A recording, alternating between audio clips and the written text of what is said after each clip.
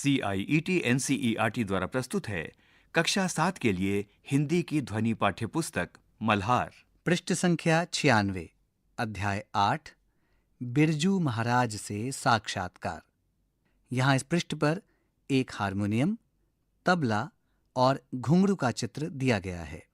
इसी पृष्ठ के बाईं ओर मध्य भाग में एक QR कोड दिया गया है, जिसे स्कैन करके आप इस पाठ से संबंधित अतिरिक्त जानकारी प्राप्त कर सकते हैं। कथक की जब भी बात होती है तो हमारे मस्तिष्क में एक नाम अवश्य आता है, बिरजू महाराज। कथक की कला उन्हें विरासत में मिली थी। भारत ही नहीं बल्कि विदेशों में भी बिरजू महाराज का स्मरण उनकी मनमोहक प्रस्तुतियों के लिए किया जाता है। बिरजू महाराज का जीवन शास्त्रीय संगीत के रागों के समान ही उतार चढ़ाव भरा था। अपने जीवन में प्राप्त सफलताओं के लिए उन्होंने कठिन साधना की थी। आइए आज हम पद्म विभूषण श्री बिरजू महाराज से मिलें। इनसे हमारा परिचय करवा रहे हैं आपके जैसे ही कुछ बच्चे। इस पृष्ठ पर बिरजू महाराज जी का कथक की एक विशेष मुद्रा में चित्र है। श्रेया, सुना है कि आपका बचपन संघर्षों से भरा हुआ था। अपने बचपन के बारे में कुछ बताएंगे? बिरजू महाराज, एक जमाना था जब हम लोग छोटे नवाब कहलाते थे। हवेली के दरवाजे पर 8-8 सिपाहियों का पहरा होता था। मेरे बाबूजी के देहांत के बाद आर्थिक परेशानियां बढ़ने लगीं। जिन डिब्बों में कभी 3-4 लाख की कीमत के हार हुआ करते थे, वे अब खाली पड़े थे। जीवन में उतार चढ़ाव तो होता ही है, सब समय का चक्र है। संघर्षों के दौर में मेरी सबसे बड़ी सहयोगी मेरी माँ थी। कभी कर्ज लेते थे तो कभी पुरानी जरी की साड़ियां जलाकर उनके सोने चांदी के तार बेचते थे और गुजारा करते थे। नृत्य के कार्यक्रमों से भी कभी कभी पैसा आ जाता था। दिन में खाना खाते थे तो रात को कई बार नहीं भी खाते थे। अम्मा बार बार यही कहा करती थीं, खाने को भले ही चना मिले या कुछ भी ना मिले, पर अभ्यास जरूर करो। पृष्ठ संख्या 97, तनुश्री, आपने कथक किससे सीखा? बिरजू महाराज, मेरे गुरु थे मेरे पिता अच्छन महाराज और चाचा शंभू महाराज और लच्छू महाराज। घर में चूंकि कथक का माहौल था, अतः औपचारिक प्रशिक्षण शुरू होने से पहले ही मैं देख देख कर कथक सीख गया था और नवाब के दरबार में नाचने भी लगा था। कथक की तालीम शुरू करते समय गुरु शिष्यों को गंडा, ताबीज बांधते हैं और शिष्य गुरु को भेंट देता है। जब मेरी तालीम शुरू होने की बात आई तो बाबूजी ने कहा, भेंट मिलने पर ही गंडा बांधूंगा। इस पर अम्मा ने मेरे 2 कार्यक्रमों की कमाई बाबूजी को भेंट के रूप में दे दी। गंडा गुरु और शिष्य के बीच पवित्र रिश्ता होता है। मैंने अब इस रस्म को उल्टा कर दिया है। कई वर्षों तक नृत्य सिखाने के बाद जब देखता हूं कि शिष्य में सच्ची लगन है, तभी गंडा बांधता हूं। इस पृष्ठ पर एक चित्र है जिसमें बिरजू महाराज के पिता बिरजू महाराज से गंडा बांधने के लिए भेंट स्वरूप कुछ मांग रहे हैं। नेपथ्य में एक दीवार पर एक तस्वीर है। फर्श पर एक हारमोनियम, तबला रखा हुआ है। साथ ही एक दरवाजे की चौखट है, पर्दा है और उसके बाईं ओर मेज के ऊपर एक फूलदान है और कुछ अगरबत्तियां जल रही हैं। साथ ही नीचे जमीन पर एक मूढ़ा रखा हुआ है। पृष्ठ संख्या 98, तनुश्री, क्या पढ़ाई या दूसरे कामों के साथ साथ संगीत और नृत्य जारी रखना संभव है? बिरजू महाराज, यह तो अपने सामर्थ्य पर निर्भर करता है। मेरी शिष्या शोभना नारायण IAS अफसर हैं और अच्छी नर्तकी भी। मैं नृत्य के साथ साथ बजाता और गाता भी हूं। इसके अतिरिक्त नृत्य नाटिकाएं और उनके लिए संगीत भी तैयार करता हूं। मैंने जब नौकरी शुरू की तो मेरे चाचा ने कहा, तुम नौकरी में बंट जाओगे, तुम्हारे अंदर का नर्तक पूरी तरह पनप नहीं पाएगा। पर मैंने दृढ़ निश्चय किया था कि महाराज बनना है तो उसके लिए मेहनत भी करनी होगी। यहां बाईं ओर घुंघरू का चित्र है। मणिक, कथक की शुरुआत कब हुई? बिरजू महाराज, कथक की परंपरा बहुत पुरानी है। महाभारत के आदि पर्व और रामायण में इसकी चर्चा मिलती है। पहले कथक रोचक और अनौपचारिक रूप से कथा कहने का ढंग होता था। तब यह मंदिरों तक ही सीमित था। हमारे लखनऊ घराने के लोग मूलतः बनारस, इलाहाबाद के बीच हरिया गांव के रहने वाले थे। वहां 989 कथिकों के घर हुआ करते थे। कथिकों का एक तालाब अभी भी है। गांव में एक बैरगिया नाला है जिसके साथ यह कहानी जुड़ी हुई है। एक बार 9 कथिक नाले के पास से गुजर रहे थे कि 3 डाकू वहां आ पहुंचे। कुछ कथिक डर गए, किंतु उन कथिकों की कला में इतना दम था कि डाकू सब कुछ भूलकर उन कथिकों के कथक में मग्न हो गए। तब से यह पद लोगों में प्रचलित हो गया।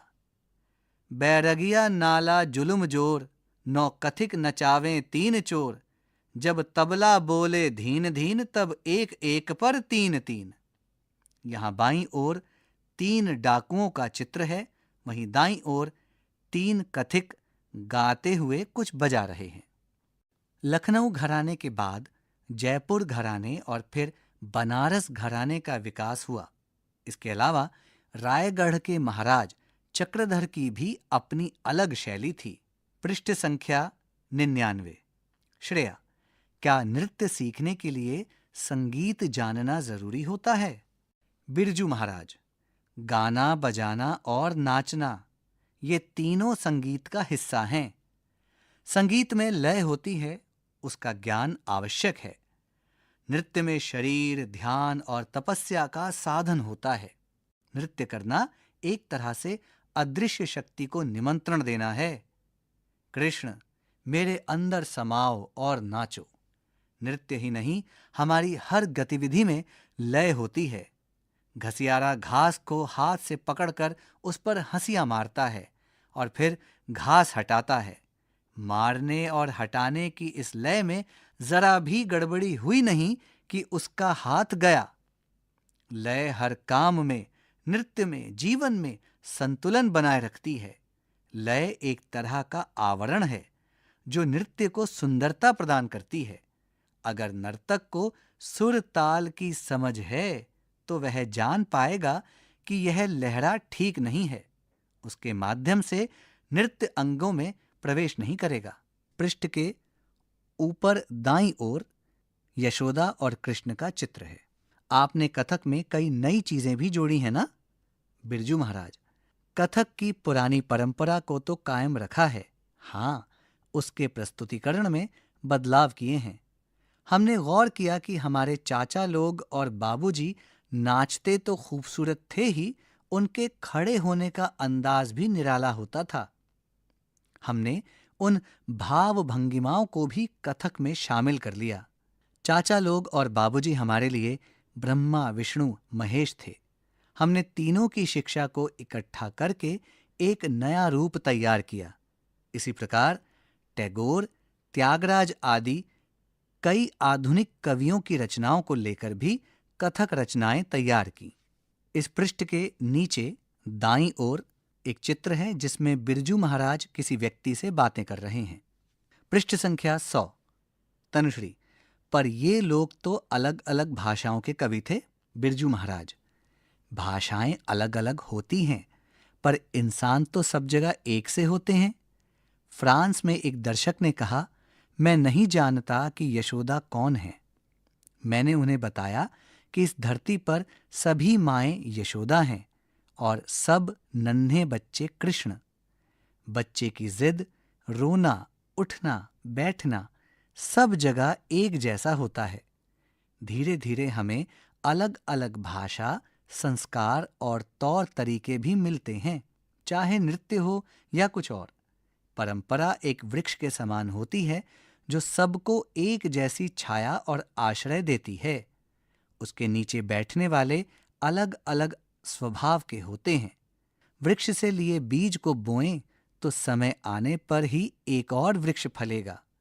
वह नया वृक्ष कैसा होगा, यह इस बात पर निर्भर करेगा कि उसे कैसी हवा, पानी और खाद मिला है। माणिक, आपने जब सीखना शुरू किया था तब से अब तक कथक की दुनिया में क्या-क्या बदलाव आए हैं? बिरजू महाराज, पहले मंच नहीं होते थे। फर्श पर चांदनी बिछाने की बड़ी सफेद चादर बिछी होती थी जिस पर कथक होता था और दर्शक चारों ओर बैठते थे।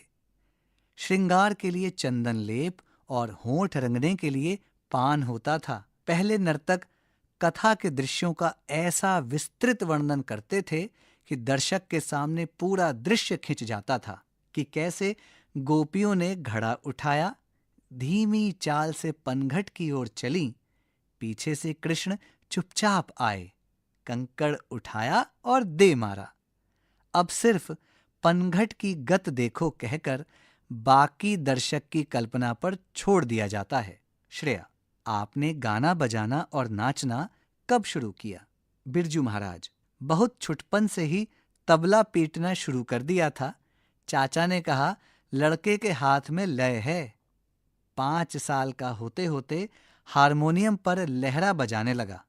सबको खुश करने के लिए फिल्मी गाने भी खूब गाता था। एक बार सबकी फरमाइश पर सुरैया के एक गाने पर देर तक नाचा। बहनों ने बड़े शौक से बिंदी चुन्नी से सजा दिया था। तब तक चाचा आ गए। बस डर के मारे तुरंत सब कुछ उतार फेंका और छिप गया। पृष्ठ संख्या 101। माणिक, शास्त्रीय नृत्य और लोक नृत्य में क्या अंतर है? बिरजू महाराज, लोक नृत्य सामूहिक होता है। दिन भर की मेहनत के बाद लोग थकान दूर करने और मनोरंजन के लिए इकट्ठा मिलकर नाचते हैं। दूसरी ओर शास्त्रीय नृत्य में एक नर्तक अकेला ही काफी होता है। लोक नृत्य नाचने वालों के अपने मन बहलाव और संतुष्टि के लिए होता है, जबकि शास्त्रीय नृत्य दर्शकों के लिए होता है। शुरू में कथावाचक भी लोक नर्तक हुआ करता था।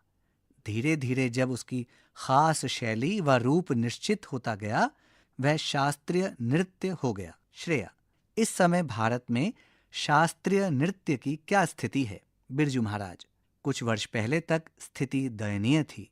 अब इसकी लोकप्रियता बढ़ रही है, पर शोर वाले संगीत नृत्य का भी खूब प्रचलन है। मैं सबसे यही कहता हूँ, वह संगीत सुनो देखो, लेकिन अपनी परंपरा की गहराई को भी समझो, अनुभव करो। तनुश्री, कर्नाटक और हिंदुस्तानी शैली के संगीत की तरह क्या दक्षिण और उत्तर के नृत्य में भी अंतर है? बिरजू महाराज, कथक, भरतनाट्यम, कुचिपुड़ी, कथकली, मोहिनी अट्टम, ओडिसी, मणिपुरी, ये शास्त्रीय नृत्य की प्रमुख शैलियां हैं। संगीत और गाने के ढंग का अंतर तो है ही, इसके अतिरिक्त भी हर नृत्य की अपनी लय और भाव भंगिमा है।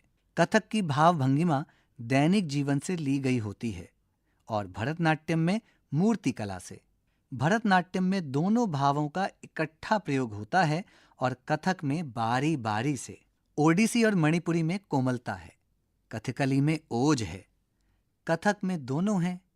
कथक में गर्दन को हल्के से हिलाया जाता है, चिराग की लौ के समान। इसी प्रकार उंगलियां भी बहुत धीरे से हिलाई जाती हैं। जैसे घूंघट पकड़ने में या घूंघट उठाने में उंगलियां जरा जोर से हिली नहीं कि चाचा जी तुरंत टोकते थे, घूंघट उठा रहे हो या तंबू। यहाँ इस पृष्ठ पर हारमोनियम, तबला और घुंघरू का चित्र है। पृष्ठ संख्या 102। यहाँ इस पृष्ठ के बाईं ओर एक कथकली कलाकार की नृत्य की शैली में एक चित्र है। माणिक, खाली समय में आप क्या करते हैं? बिरजू महाराज, खाली तो होता ही नहीं हूं, नींद में भी हाथ चलता रहता है, मशीनों में मन खूब लगता है। अगर मैं नर्तक ना होता तो शायद इंजीनियर होता। कोई भी मशीन या यंत्र खोलकर उसके कल पुर्जे देखने की जिज्ञासा होती है। तुम्हें जानकर हैरानी होगी कि मैं अपने ब्रीफ केस में हरदम पेंचकस और दूसरे छोटे मोटे औजार रखता हूं। कभी अपना पंखा फ्रिज ठीक किया तो कभी और मशीनें। बेटी दामाद चित्रकार हैं, उन्हें देख देख कर पेंटिंग बनाने का भी शौक हो गया है। प्रायः रात 12 बजे के बाद चित्र बनाने बैठता हूं। जब नींद से आंखें बंद होने लगती हैं तो ब्रश एक तरफ रख देता हूं और सो जाता हूं। पिछले 2 वर्षों में लगभग 70 चित्र बनाए हैं।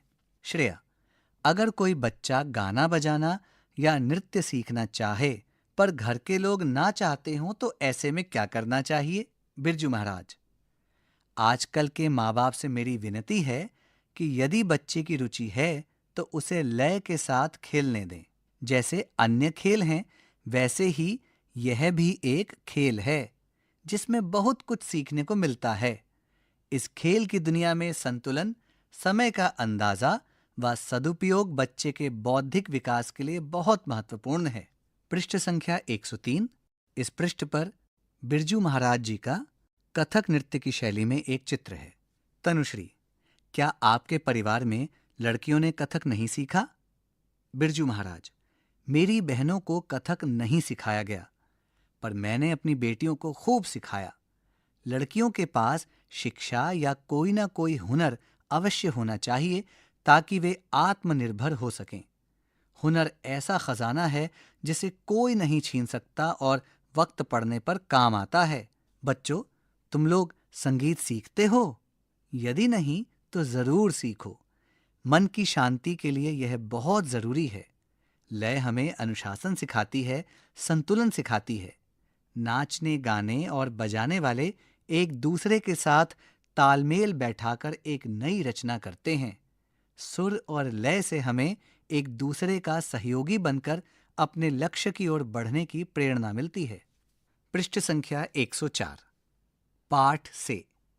आइए अब हम बिरजू महाराज से पूछे गए प्रश्नों और उनसे मिले उत्तरों को थोड़ा और निकटता से समझ लेते हैं। मेरी समझ से। क, यहां दिए गए प्रश्नों का सबसे सही उत्तर कौन सा है? उनके सामने तारा बनाइए।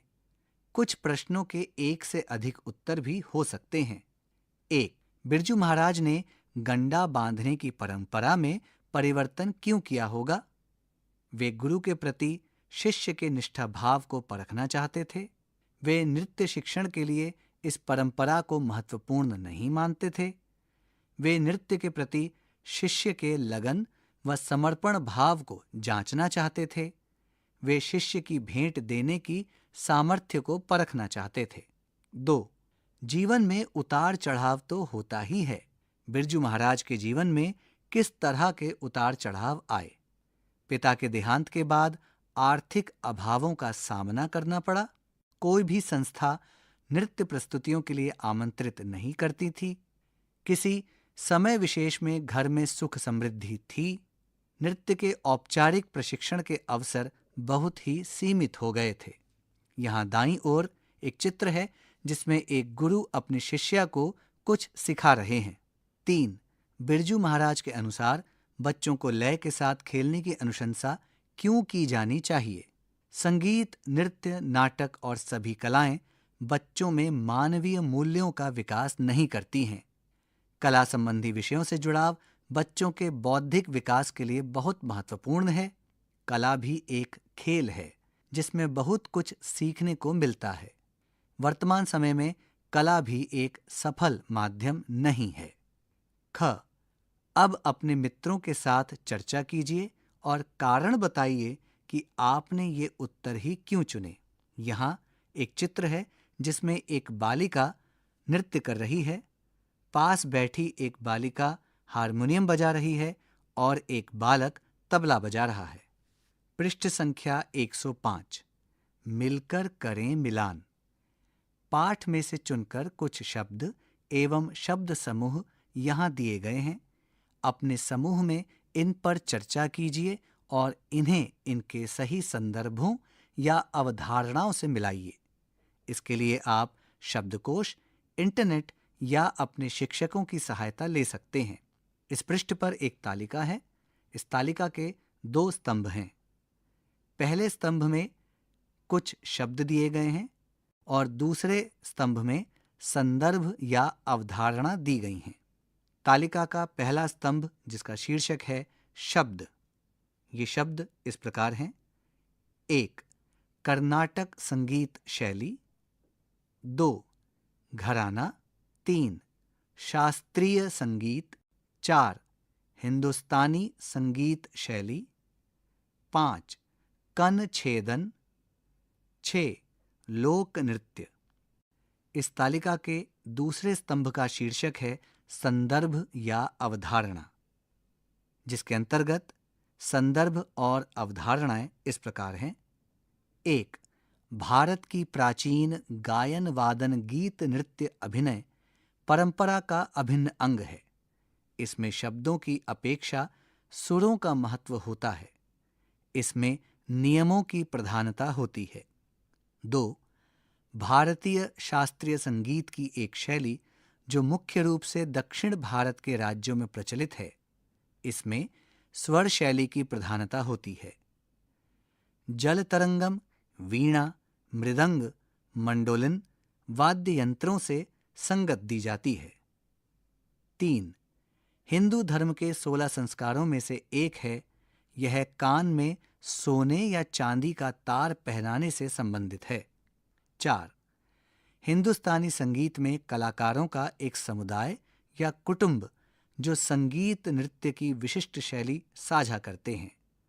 संगीत या नृत्य की परंपरा जिसमें सिद्धांत और शैली पीढ़ी दर पीढ़ी प्रशिक्षण के द्वारा आगे बढ़ती है। 5. किसी क्षेत्र विशेष में लोक द्वारा किए जाने वाले पारंपरिक नृत्य। लोक नृत्य क्षेत्र विशेष की संस्कृति एवं रीति रिवाजों को दर्शाते हैं। ये विशेष रूप से फसल कटाई, उत्सवों आदि के अवसर पर किए जाते हैं। 6. भारतीय शास्त्रीय संगीत की एक शैली जो मुख्य रूप से उत्तर भारत के राज्यों में प्रचलित है। तबला, सारंगी, सितार, संतूर वाद्ययंत्रों से संगत दी जाती है। इसके प्रमुख रागों की संख्या 6 है। इसी पृष्ठ के ऊपरी भाग में एक वीणा का चित्र है। शीर्षक: इस पाठ का शीर्षक बिरजू महाराज से साक्षात्कार है। यदि आप इस साक्षात्कार को कोई अन्य नाम देना चाहते हैं तो क्या नाम देंगे? आपने यह नाम क्यों सोचा? लिखिए। इस पृष्ठ पर एक ग्रामीण परिवेश का चित्र है जिसमें एक पुरुष कलाकार और एक महिला कलाकार कुछ गा रहे हैं, बजा रहे हैं। इन्हें एक चारपाई पर बैठे हुए परिवार के कुछ सदस्य सुन रहे हैं। चारपाई पर एक पुरुष है, एक बालक और एक बालिका है। पीछे की ओर एक घड़ा है और कुछ झोपड़ियां हैं। पृष्ठ संख्या 106। पंक्तियों पर चर्चा। साक्षात्कार में से चुनकर कुछ वाक्य यहां दिए गए हैं। इन्हें ध्यान से पढ़िए और इन पर विचार कीजिए। आपको इनका क्या अर्थ समझ में आया? अपने विचार लिखिए। तुम नौकरी में बंट जाओगे। तुम्हारे अंदर का नर्तक पूरी तरह पनप नहीं पाएगा। लय हम नर्तकों के लिए देवता है। नृत्य में शरीर, ध्यान और तपस्या का साधन होता है। कथक में गर्दन को हल्के से हिलाया जाता है, चिराग की लौ के समान। यहां पृष्ठ के दाईं ओर ऊपरी भाग में घुंघरुओं का चित्र है। साथ ही एक पुस्तक और टोपी भी रखी है। सोच विचार के लिए: 1. साक्षात्कार को एक बार पुनः पढ़िए और यहां दिए गए प्रश्नों के उत्तर लिखिए। क. बिरजू महाराज नृत्य का औपचारिक प्रशिक्षण आरंभ होने से पहले ही कथक कैसे सीख गए थे? ख. नृत्य सीखने के लिए संगीत की समझ होना क्यों अनिवार्य है? ग. नृत्य के अतिरिक्त बिरजू महाराज को और किन किन कार्यों में रुचि थी? घ. बिरजू महाराज ने बच्चों की शिक्षा और रुचियों के बारे में अभिभावकों से क्या कहा है? 2. पाठ में से उन प्रसंगों की पहचान कर उन पर चर्चा कीजिए जिनसे पता चलता है कि क. बिरजू महाराज बहुमुखी प्रतिभा के धनी थे। ख. बिरजू महाराज को नृत्य की ऊंचाइयों तक पहुंचाने में भी उनकी मां का बहुत योगदान रहा। ग. बिरजू महाराज महिलाओं के लिए समानता के पक्षधर थे। इस पृष्ठ पर दाईं ओर एक महिला का चित्र है जो वीणा बजा रही है। शब्दों की बात। क. पाठ में आए हुए कुछ शब्द यहां दिए गए हैं, इन्हें ध्यान से पढ़िए। ये शब्द हैं आजीविका, सीमित, प्रशिक्षण, सुंदरता, आधुनिक, पारंपरिक, भारतीय, सामूहिक, शास्त्रीय। आपने इन शब्दों पर ध्यान दिया होगा कि मूल शब्द के आगे या पीछे कोई शब्दांश जोड़कर नया शब्द बना है। इससे शब्द के अर्थ में परिवर्तन आ गया है। शब्द के आगे जुड़ने वाले शब्दांश उपसर्ग कहलाते हैं, जैसे कि अदृश्य, अ जमा दृश्य, आवरण, आ जमा वरण, प्रशिक्षण, प्र जमा शिक्षण। यहां पर अ, आ, प्र उपसर्ग हैं। यहां इस पृष्ठ के निचली ओर एक पखावज का चित्र है, जिसके साथ एक आरती की थाली पर दिए और फूल रखे हैं। पृष्ठ संख्या 107। शब्द के पीछे जुड़ने वाले शब्दांश प्रत्यय कहलाते हैं और मूल शब्द के अर्थ में नवीनता, परिवर्तन या विशेष प्रभाव उत्पन्न करते हैं, जैसे कि सीमित, सीमा जमा इत, सुंदरता, सुंदर जमा ता, भारतीय, भारत जमा इय, सामूहिक, समूह जमा इक। यहां पर इत, ता, इय और इक प्रत्यय हैं। यहां एक बालिका का जल तरंग बजाते हुए चित्र है। ख. यहां 2 तबले हैं। एक में कुछ शब्दांश उपसर्ग व प्रत्यय हैं, दूसरे तबले में मूल शब्द हैं। इनकी सहायता से नए शब्द बनाइए। पहले तबले में दिए गए शब्दांश इस प्रकार हैं: आ, अ, इय, सु, इक, आ, ता, इत। इसी प्रकार दूसरे तबले में दिए गए मूल शब्द इस प्रकार हैं: मर्म, गमन, राष्ट्र, खंड, श्रम, संस्कृति, कर्म, नाम, साधारण। अब आप दिए गए शब्दांशों अर्थात उपसर्ग व प्रत्यय का प्रयोग करते हुए मूल शब्द को जोड़ते हुए शब्द बनाइए और दिए गए रिक्त स्थानों में लिखिए। ग. इस पाठ में से उपसर्ग व प्रत्यय की सहायता से बने कुछ और शब्द छांटकर उनसे वाक्य बनाइए। शब्दों का प्रभाव। पाठ में आए वाक्य यहां दिए गए हैं, इन्हें पढ़िए। 1. कुछ कथिक डर गए, किंतु उन कथिकों की कला में इतना दम था कि डाकू सब कुछ भूलकर उन कथिकों के कथक में मग्न हो गए। इस वाक्य में रेखांकित शब्द इतना हटाकर वाक्य पढ़िए और पहचानिए कि क्या परिवर्तन आया है। पाठ में आए हुए वाक्यों में से ऐसे ही कुछ और शब्द ढूंढकर उन्हें रेखांकित कीजिए जिनके प्रयोग से वाक्य में विशेष प्रभाव उत्पन्न होता है। यहाँ एक चित्र है जिसमें 2 कथिक नृत्य कर रहे हैं और उन्हें 3 डाकू देख रहे हैं। पृष्ठ संख्या 108। पाठ से आगे। कला का संसार। क बिरजू महाराज। कथक की पुरानी परंपरा को तो कायम रखा है, हाँ, उसके प्रस्तुतिकरण में बदलाव किए हैं। इस कथन को ध्यान में रखते हुए लिखिए कि कथक की प्रस्तुतियों में किस प्रकार के परिवर्तन आए हैं। ख लोक नृत्य और शास्त्रीय नृत्य में क्या अंतर है, लिखिए। इस प्रश्न के उत्तर के लिए आप अपने सहपाठियों, अभिभावकों, शिक्षकों, पुस्तकालय या इंटरनेट की सहायता भी ले सकते हैं।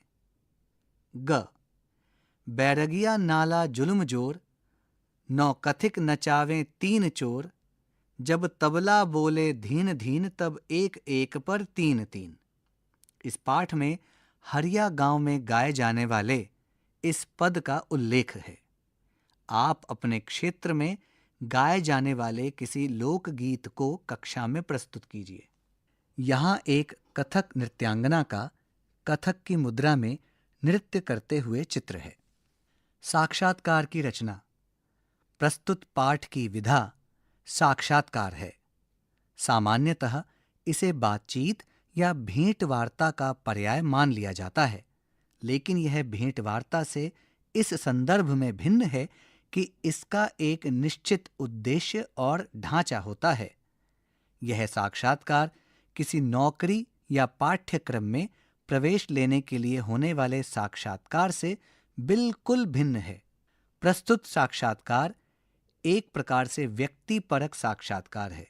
इसका उद्देश्य साक्षात्कारदाता के निजी जीवन, उनके कामकाज, उपलब्धियों, रुचि अरुचि, विचारों आदि को पाठकों के सामने लाना है।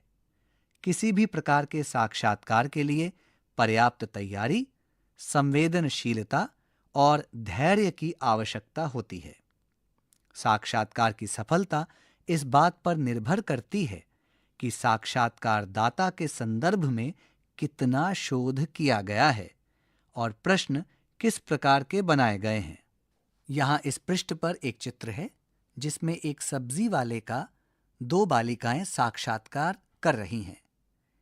एक बालिका सब्जी वाले से प्रश्न पूछ रही है, वहीं दूसरी बालिका सब्जी वाले के दिए गए उत्तरों को लिख रही है।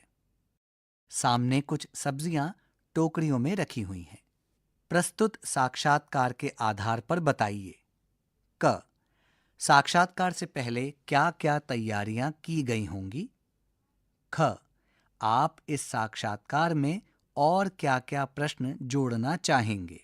ग यह साक्षात्कार एक सुप्रसिद्ध कलाकार का है। यदि आपको किसी सब्जी विक्रेता, रिक्शा चालक, घरेलू सहायक या सहायिका का साक्षात्कार लेना हो तो आपके प्रश्न किस प्रकार के होंगे? पृष्ठ संख्या 109। सृजन। आपके विद्यालय में कथक नृत्य का आयोजन होने जा रहा है। क आप दर्शकों को कथक नृत्य कला के बारे में क्या-क्या बताएंगे? लिखिए। ख इस कार्यक्रम की सूचना देने के लिए एक विज्ञापन तैयार कीजिए। ग यदि इस नृत्य कार्यक्रम में कोई दृष्टि बाधित दर्शक है और वह नृत्य का आनंद लेना चाहे तो इसके लिए विद्यालय की ओर से क्या व्यवस्था की जानी चाहिए? आज की पहेली। अगर नर्तक को सुर ताल की समझ है तो वह जान पाएगा कि यह लहरा ठीक नहीं है। इसके माध्यम से नृत्य अंगों में प्रवेश नहीं करेगा।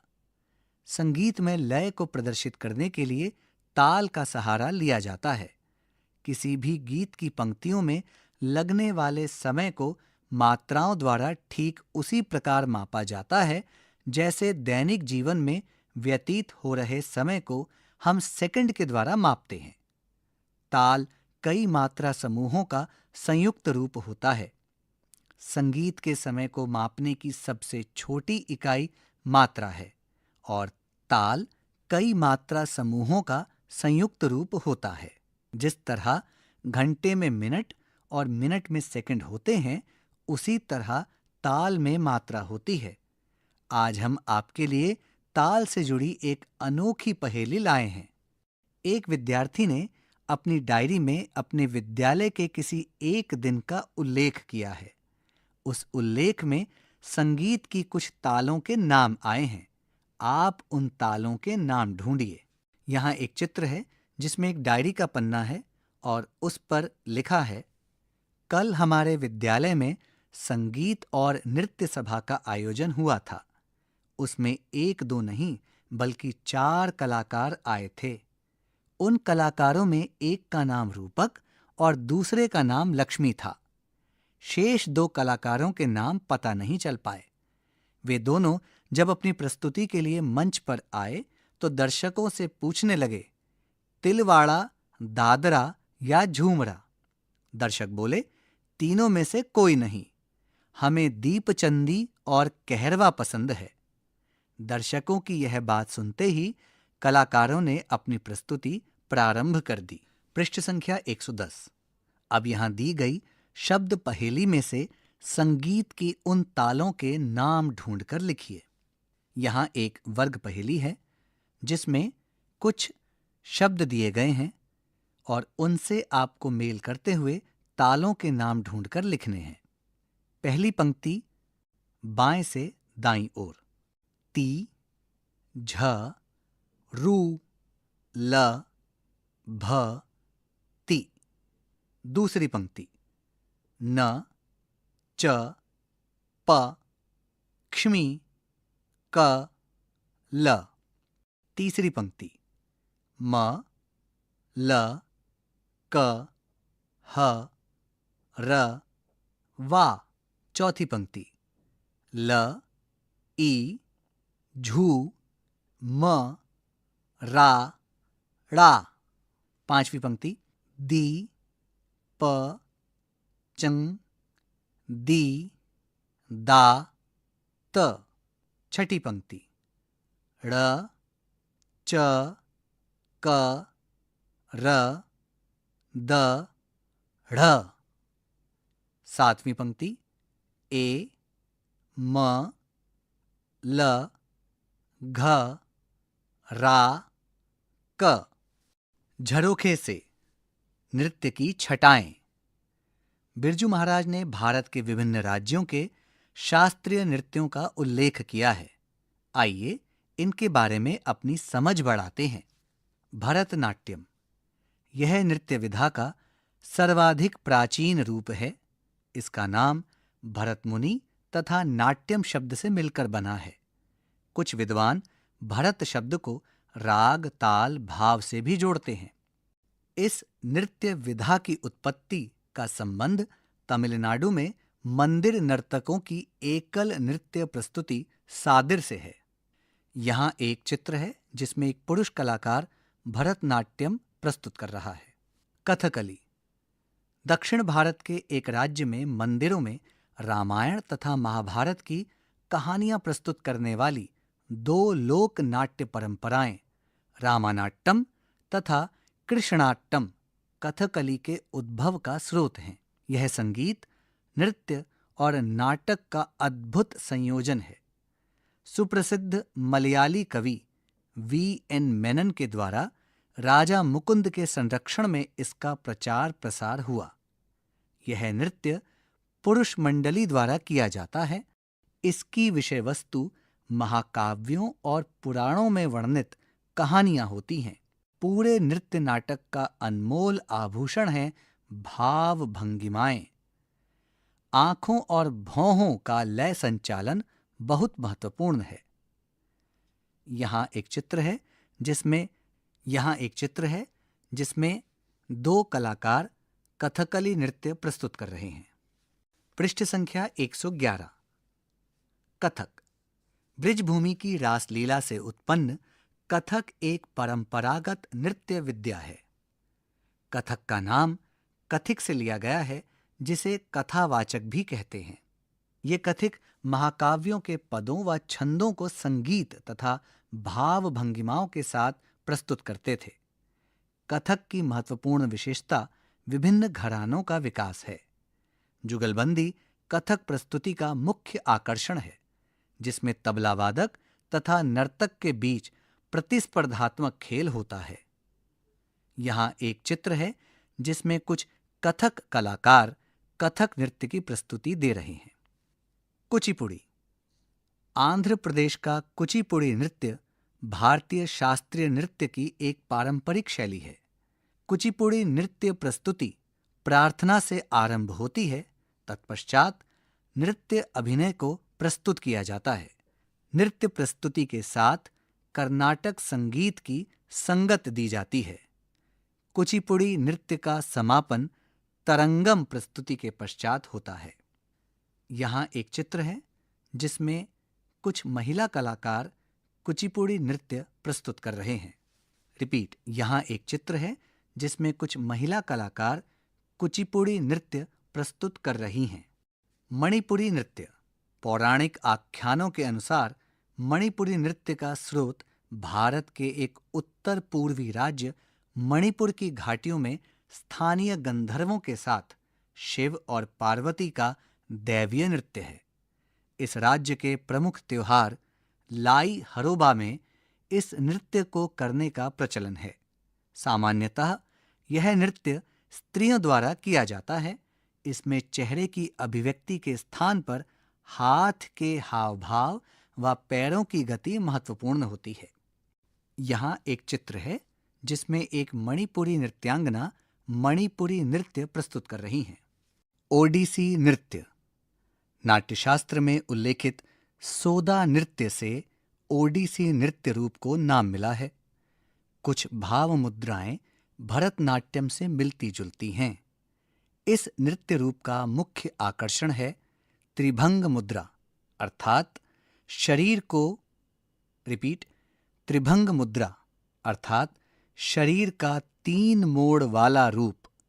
नृत्य के दौरान शरीर का निचला हिस्सा काफी सीमा तक स्थिर रहता है और धड़ लय ताल के साथ गति करता है।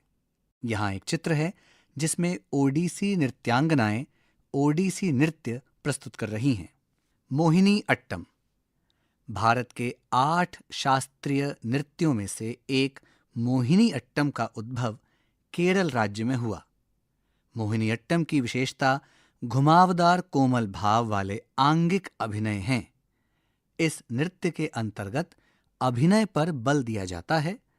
इस नृत्य शैली में मुख की अभिव्यक्ति और हस्त मुद्राओं को सर्वाधिक महत्व दिया जाता है। नर्तकियां पारंपरिक पोशाक पहनती हैं जिसे मुंडू कहा जाता है। पारंपरिक रूप से मोहिनी अट्टम केवल स्त्रियों द्वारा ही किया जाता है, जबकि कथकली केवल पुरुषों द्वारा ही किया जाता है। यहाँ एक चित्र है जिसमें एक मोहिनी अट्टम नृत्यांगना मोहिनी अट्टम नृत्य प्रस्तुत कर रही हैं। यहाँ एक चित्र है जिसमें एक मोहिनी अट्टम नृत्यांगना मोहिनी अट्टम नृत्य प्रस्तुत कर रही हैं। पृष्ठ संख्या 112। साझी समझ। अभी आपने शास्त्रीय नृत्यों को निकटता से जाना समझा। 5-5 विद्यार्थियों के समूह में भारत के लोक नृत्यों की सूची बनाइए और उनकी विशिष्टताओं का पता लगाइए। यहाँ इस पृष्ठ पर भारत का मानचित्र दिया गया है। अब आप भारत के मानचित्र में राज्यानुसार शास्त्रीय एवं लोक नृत्य अंकित कीजिए। पृष्ठ संख्या 113। खोजबीन के लिए। यहाँ दी गई इंटरनेट कड़ियों की सहायता से आप भारतीय नृत्य संगीत और बिरजू महाराज के बारे में जान समझ सकते हैं। भारतीय शास्त्रीय संगीत में नृत्य संगत, इसके लिए यहाँ YouTube का एक लिंक दिया गया है। यह लिंक इस प्रकार है https://www.youtube.com/V=W एक capital Z capital X capital C capital U G I 848।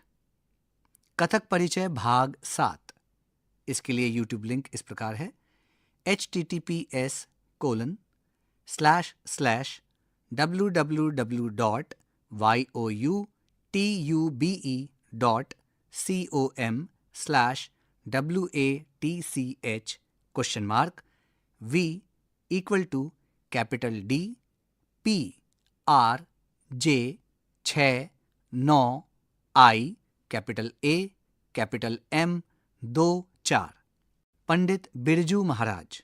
इनसे संबंधित अतिरिक्त जानकारी के लिए यूट्यूब लिंक है https://www.youtube.com/WATCH?v equal to 0 R 3 capital M 8 capital D 2 E capital A capital G G and LIST equal to capital P capital L Q T capital V capital C J 5 I 1 capital H 6 capital B N capital M C 4 H capital I capital R Z capital V Y capital J underscore W T capital P G K Y 9 capital B। पृष्ठ संख्या 114। पढ़ने के लिए। नृत्यांगना सुधा चंद्रन। जीवन के किसी भी क्षेत्र में शिखर तक पहुंचने के लिए दृढ़ इच्छा शक्ति और कठिन परिश्रम की आवश्यकता पड़ती है। कई लोग ऐसे भी हुए हैं जिन्होंने शारीरिक अक्षमता के बावजूद संघर्ष किया है और लक्ष्य प्राप्त किया है। ऐसा ही एक नाम है सुधा चंद्रन। पैर खराब होने के बावजूद वह चोटी की नृत्यांगना बनी। सुधा चंद्रन की माता श्रीमती थंगम एवं पिता श्री के.डी. चंद्रन की हार्दिक इच्छा थी कि उनकी पुत्री राष्ट्रीय ख्याति की नृत्यांगना बने। इसीलिए चंद्रन दंपत्ति ने सुधा को 5 वर्ष की अल्पायु में ही मुंबई के प्रसिद्ध नृत्य विद्यालय कला सदन में प्रवेश दिलवाया। पहले तो नृत्य विद्यालय के शिक्षकों ने इतनी छोटी उम्र की बच्ची के दाखिले में हिचकिचाहट महसूस की, किंतु सुधा की प्रतिभा देखकर सुप्रसिद्ध नृत्य शिक्षक श्री के.एस. रामास्वामी भागवतार ने उसे शिष्या के रूप में स्वीकार कर लिया और सुधा उनसे नियमित प्रशिक्षण प्राप्त करने लगी। जल्द ही सुधा के नृत्य कार्यक्रम विद्यालय के आयोजनों में होने लगे।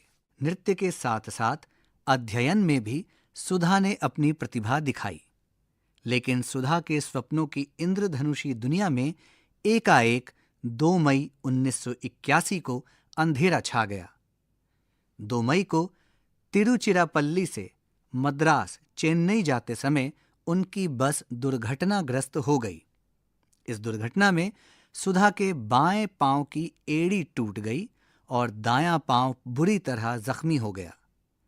प्लास्टर लगने पर बायां पांव तो ठीक हो गया, किंतु दाएं पैर में गैंग्रीन, एक प्रकार का कैंसर, हो गया।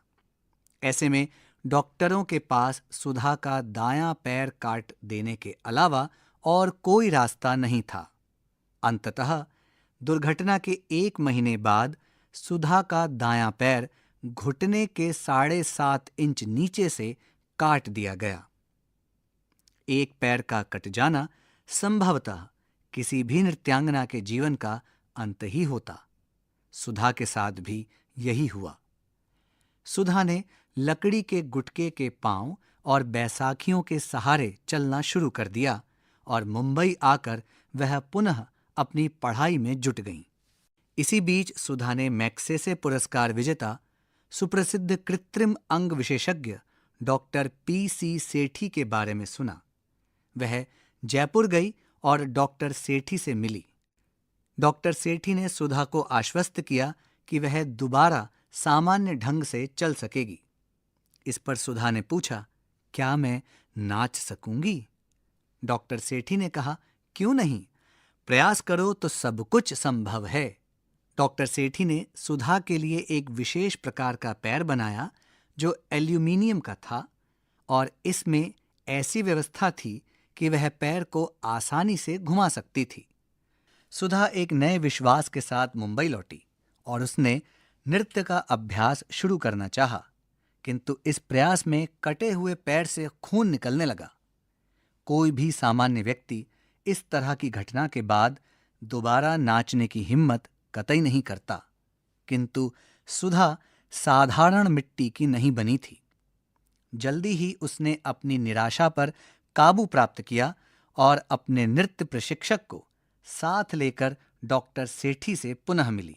डॉक्टर सेठी ने सुधा के नृत्य प्रशिक्षक से नृत्य हेतु पांवों की विभिन्न मुद्राओं को गंभीरता से देखा, परखा और एक नया पैर बनवाया जो नृत्य की विशेष जरूरतों को ध्यान में रखकर बनाया गया था।